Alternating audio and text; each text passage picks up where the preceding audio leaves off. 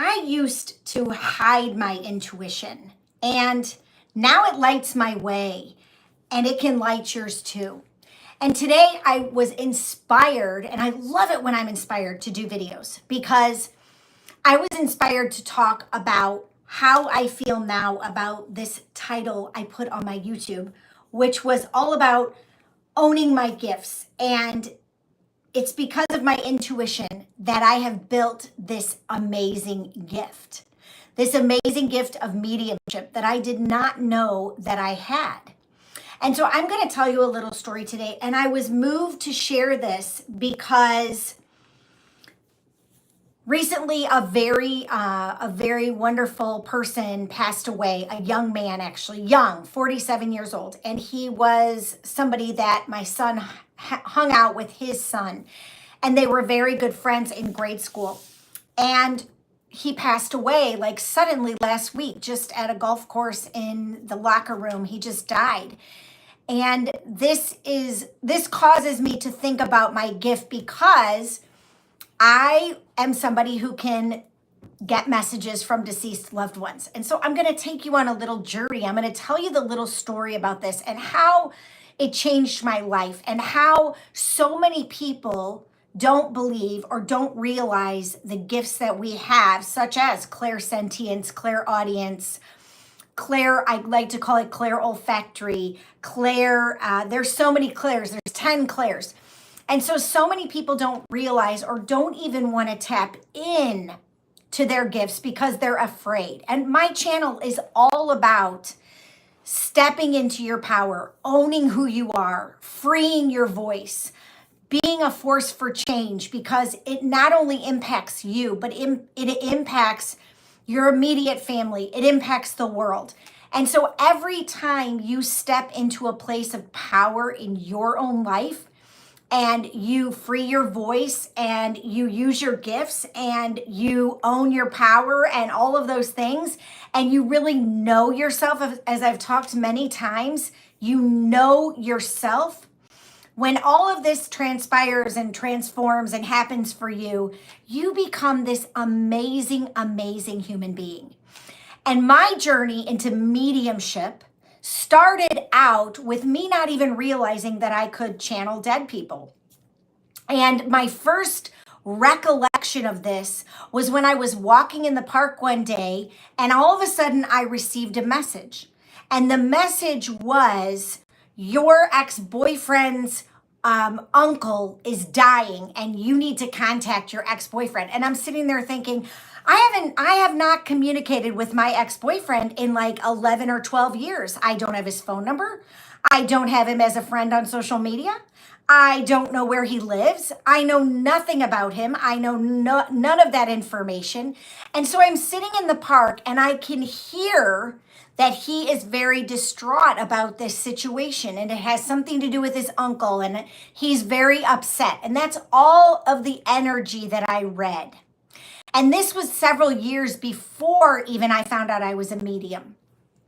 And so I'm sitting in the park and I'm saying to Spirit, I don't know what you want me to do, but I don't know how to get a hold of this man, and I don't know how to comfort him, and I don't know what to say, and this is it. And slowly but surely, within 1 year's time, I had connected with my ex-boyfriend. I had connected with this man. And I asked him specifically when we met that day for lunch. I said, this is more than a year later.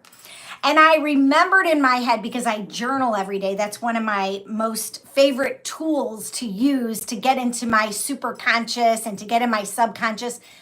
And I remember writing down that was occurring for me on a specific day in July. And I thought to myself, I will ask him what he was doing that weekend and where he was and why he was so upset. So I said to him, where were you in the middle of July where you were very upset? Something was going on with you, and he was very distraught. That's the messages that I received. He was very distraught and that I needed to comfort him. And he said, well, my uncle was dying. And I said, really? And he said, yeah, why? And I said, well, and at this point, I was not comfortable with anything, saying really much of anything, because I was afraid. I was afraid that I would look like an idiot.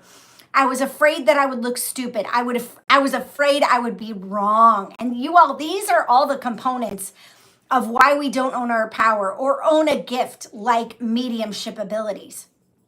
And he said, well, when was it? And I said, well, I'll have to go home and look in my journal, but I'm pretty sure it was the middle of July. And he said, my uncle passed away that weekend if it was the middle of July, like the 18th, 19th.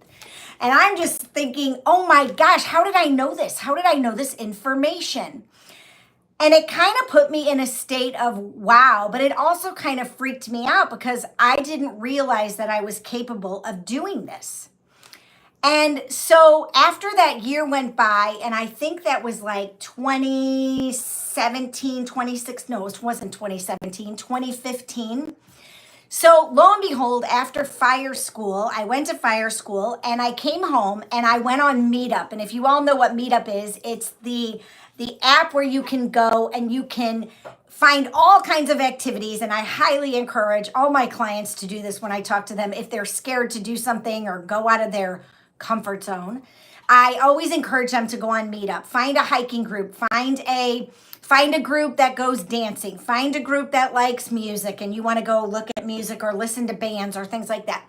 Or you want to find a relationship, go on Meetup and go out with people that you don't know, because I've met several people this way. And so I came home from fire school and I went on Meetup and I saw that Meetup, there was this class and it was called Akashic Record School. And I thought to myself, well, this sounds interesting. I think I'm going to do this Akashic Record School. And I started doing my research on my computer and looking up, what does this really mean? And what kind of things can this provide me with? And what will I learn from this? And I wonder how many people will be there and what is this all about? And so needless to say, I went to reach out to the teacher because I had a question. It was a 3-day workshop, but I really only wanted to do 2 days of the workshop because the workshop was an introduction on Friday night. And then on Saturday, it was learn to open your own Akashic records.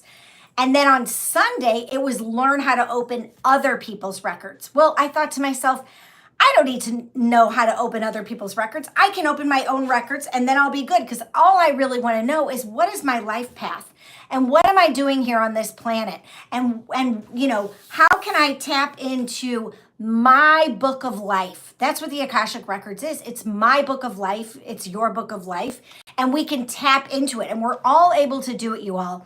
Don't get the impression that we all are not capable of doing all of these things, because we are. And I'm here to remind you and empower you to take a step if you want to learn something like this, how to become more clairsentient or tap into the clairsentience, the clairaudience, the clairvoyance, I like to call it clairolfactory. That's not what it is really. And so when I got on the phone, or I sent the teacher a message and she called me on the phone and she said, hey, Melissa, you have mediumship abilities. I'd really love for you to come. And I literally was laughing at her on the phone because I thought that what she was trying to do was just to get me to take the class because she wanted my money. And I remember sitting there thinking, this is so silly. This woman, all she cares about is getting me into the class because she wants my money. And do you know what is funny, you all? This class was literally like $150 for like 3 days or something. It was a ridiculously low amount of money because to go to fire school, it's several $1,000s. And I had just gone to fire school. And so I went to the class after I called my very good friend and I said, hey, listen to this, Lisa. This lady at Akashic Record School said I have mediumship abilities. And she's like, what? And we were just laughing. We thought it was so funny. And so I went to the class, and Friday night we had this opening ritual, this opening ceremony, and it was amazing. And I went home that night and I was like, this is awesome. I'm so excited about this class. This is amazing. I can't wait to do this. And so then on Saturday, we learned how to open our records and we did this whole ceremony again. And then actually we just kind of sat with our records open. And then, of course, I decided I would go back on Sunday so that I could open other people's records because I am a certified Akashic record reader. I have read hundreds and hundreds of people's records. And I went on that Sunday, and what we ended up doing was we opened other people's records that were in the class. And I remember sitting there thinking, how is it that I'm receiving this information? And my friends who were doing my records, or I was opening their records, they were saying, oh, Melissa, that's correct. Oh, Melissa, you are right on with that. Oh, you got the right information. I didn't get any what I call dead people at that time, but I did get a lot of information about things. And I was pulling that in and I was giving that information to my friends and they were validating me. And this made me feel really good. But this was just the beginning, you all, of my journey. And I only have about 10 more minutes to tell you the story because I'm leaving because I have a talk I have to give. So I went home, and what our teacher had told us was, you cannot do any paid readings until you do 20 free readings. Now, this was 8 years ago, you all. And I went home and I called everybody I knew and I sent messages and I said, hey, who wants a free reading? Who wants a free Akashic record reading? I'm doing these readings. I got to do 20 free readings before I can get paid. And all these people signed up to do my readings. I was booked right away with 20 people. And as I began to do the readings, I was hearing these dead spirits. But you all, I was too afraid. I was too scared to open my mouth and tell anybody. And this is what it's like when you have a spiritual gift, which again, we all have spiritual gifts. Everybody has these gifts. Everybody is capable of utilizing and honing and working on their spiritual gifts. Everybody has them. And some of mine are stronger in one area than some other people's. I don't really see the dead spirits. I have, but it's very rare. But I hear them and I feel them. And what this brought up for me as well is this week, and I was not able to go to the wake and funeral of this person who died that was close. His son is friends with my son, and he was the dad because I had a surgery I had to be at with my daughter and take care of her. But when I even step into a funeral home and I know the deceased person, I feel it in my body and I can feel this going on within me. And sometimes it's a little overwhelming. But back to my story. So I did my free readings for people.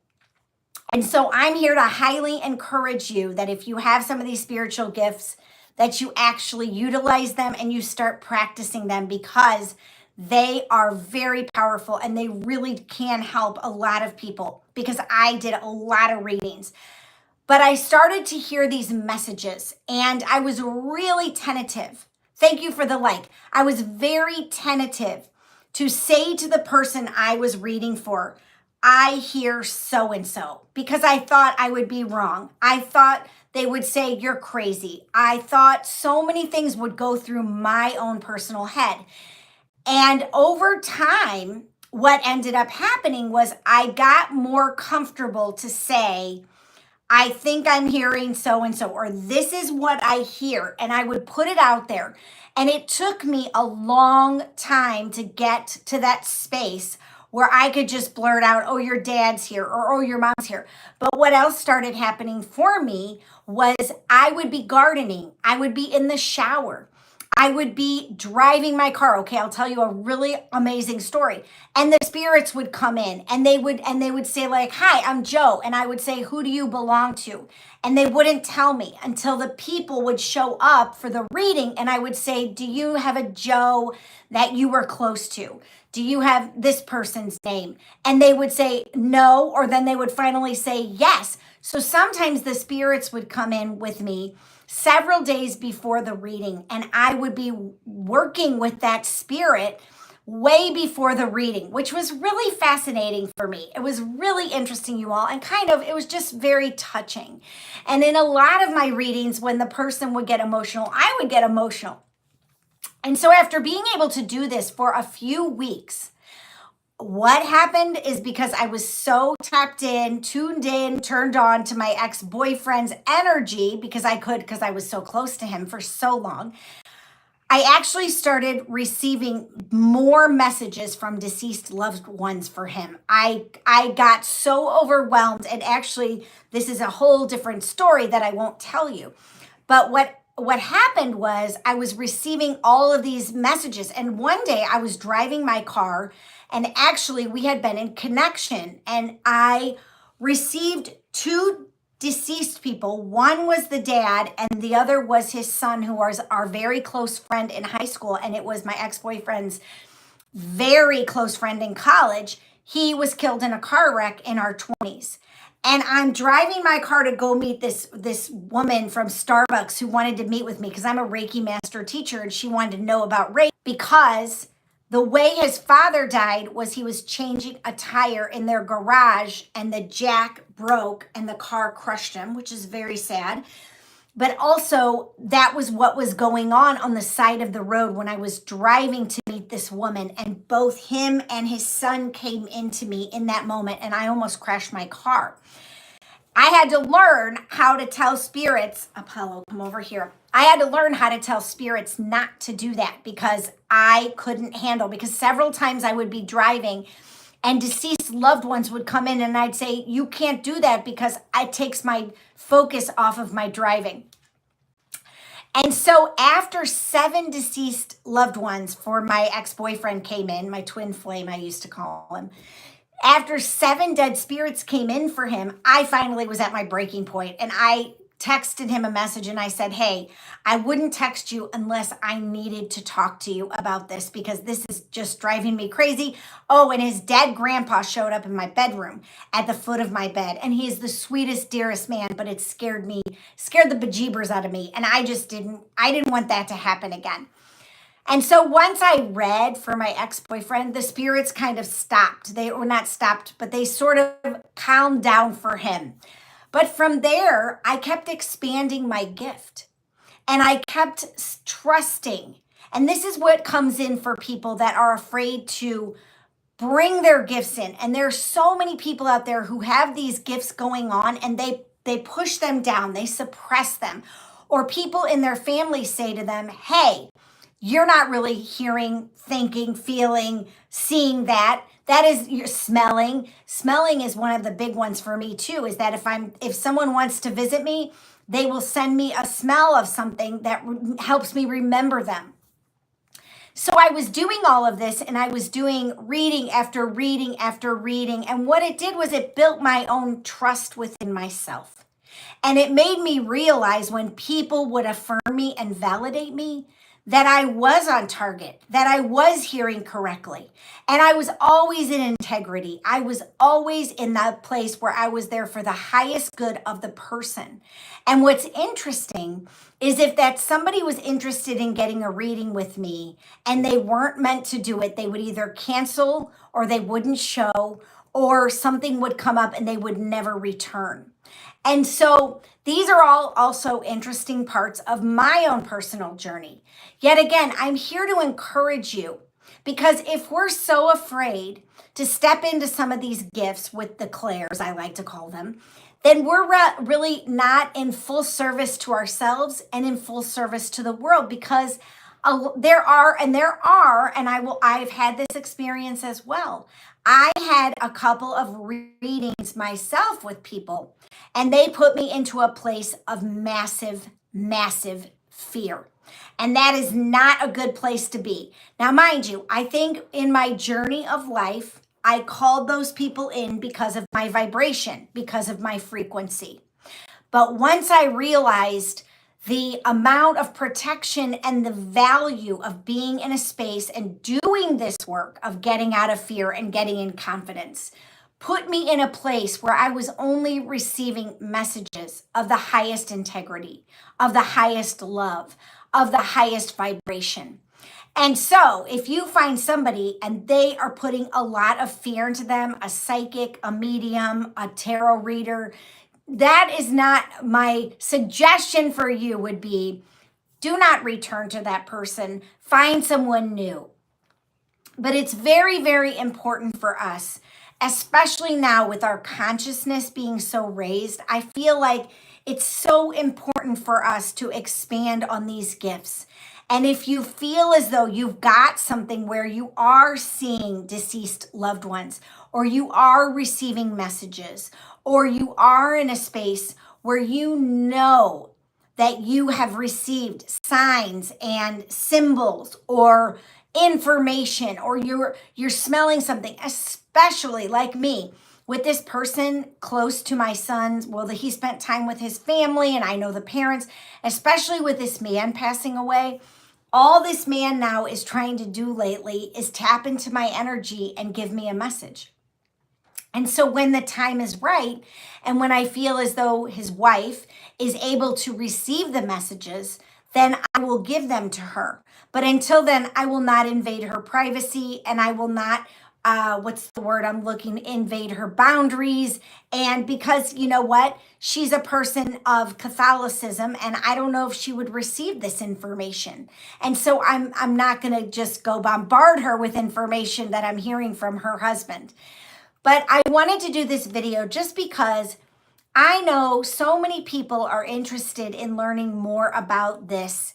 And I think it's important that you do. If you feel a calling and you feel like, wow, if I really stepped into this place of power with my gifts, with my spiritual gifts, what could I do for myself, my family, my surrounding family, my community, the world? What could I do if I stepped into that space?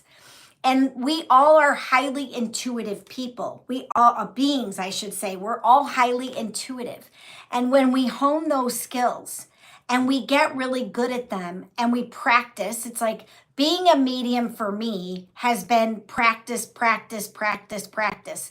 Getting into a reading with somebody, showing up, not being afraid to say what I'm hearing, and to give that message, because the message brings peace, love, hope, joy, amazement, tears, relief, release, forgiveness. And that's what it gives to the other person that I'm reading for. And I think that is so critical. And I haven't done readings in a while, but I did them for many, many years.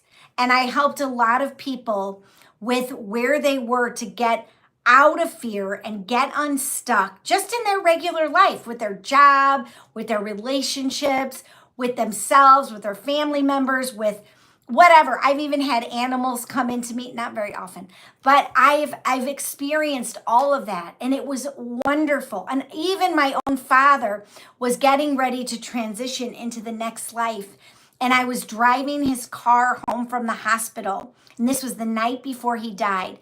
But his soul had left his body. Not his body was still physically alive, but his soul had left.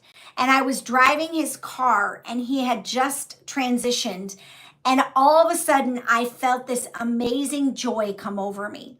And my dad was speaking to me as I was driving on the highway, and I almost like broke down crying hysterically because he was in such joy and such love and such peace. And he had said, everything you told me, Melissa, is true. And I'm here in this beautiful place, and I'm running, skipping, jumping, happy, and it's wonderful and amazing. And that was so helpful for me personally. And so I'm going to end on this. If you think that you have these gifts and you've never stepped in, tapped into them, or gotten into that space where you're investigating, I would encourage you to do it, because you never know how much it could change your life or change the lives of someone you love and help you on your path. You know, your intuition is your superpower, and it is your super conscious at work for you. And so I hope you all have a super duper fabulous evening. My friend is here. He wants me to give him some pets, and I am going to come on tomorrow to bring another message. But thank you for your subscription to my channel, and thank you for your likes. And I'm going to be putting a program on my website so that if you're interested in finding your fire, which means stepping in to the place where you want to tap into your desires, wants, and all that jazz, I'm going to be putting that up on my website so that you can take my my program if that's what you want, if you're interested in that. So hope you all have a super duper rest of your night. And I will look forward to connecting with you tomorrow at noon. That's Wednesday. That's my goal, to get on here every Wednesday at noon and connect with you. All right. Hope you all have a great night. See you later.